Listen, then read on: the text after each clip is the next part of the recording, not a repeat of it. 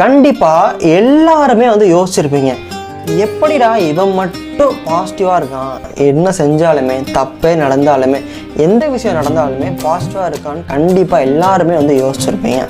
உங்களாலேயுமே பாசிட்டிவாக இருக்க முடியும். உங்கள் சரௌண்டிங் எப்படி இருக்குன்றதை பொறுத்து தான் நீங்கள் பாசிட்டிவான பீப்புள்ஸாக நெகட்டிவான பீப்புள்ஸாக டிசைட் பண்ண முடியும். ஏன்னா உங்களை சுற்றி இருக்க பீப்புள்ஸ் எல்லாமே நெகட்டிவாக இருந்தாங்கன்னா அந்த ஒரு தாட்ஸ் தான் வந்து உங்களுக்குள்ளே வந்துகிட்டே இருக்கும்.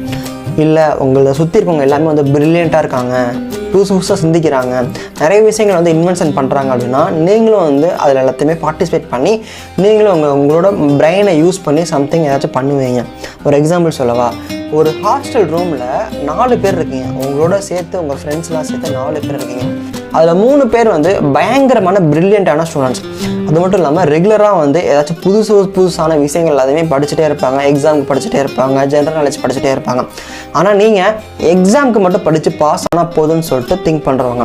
ஒரு ஸ்டேஜில் அவங்க படிக்கிறதெல்லாம் பார்த்துட்டு டவுட்ஸ்லாம் வந்து அவங்களே வந்து பேசி கிளியர் பண்ணிக்கிறதெல்லாம் பார்த்துட்டு நம்மளும் ஏன் அவங்கள படிக்கக்கூடாது, நம்மளும் அவங்கள படிக்கலாம் அப்படின்னு சொல்லிட்டு உங்களுக்குள்ளே வந்து உங்களே அறியாமலே ஒரு தாட்ஸ் வந்து பில்ட் ஆகும். இதுதான் வந்து பாசிட்டிவ் எனர்ஜி. உங்களை சுற்றி இருக்க பீப்புள்ஸ் பாசிட்டிவாக இருந்தாங்கன்னா கண்டிப்பாக நீங்களும் பாசிட்டிவாக இருப்பீங்க. இல்லை உங்களை சுற்றி இருக்க பீப்புள்ஸ் எல்லாமே வந்து ரொம்ப நெகட்டிவாக இருக்காங்கன்னா உங்களுக்கும் நெகட்டிவான தாட்ஸ் தான் வரும். உங்களை சுற்றி நெகட்டிவான பீப்புள்ஸ் இருந்தாங்கன்னா அவங்கள விட்டு தயவு செய்து வெளியே வந்துடுங்க. உங்களை சுற்றி பாசிட்டிவான பீப்புள்ஸ் இருக்காங்கன்னா அவங்க கூடயே உங்கள் லைஃப் ஜேர்னியை ஸ்டார்ட் பண்ணுங்கள்.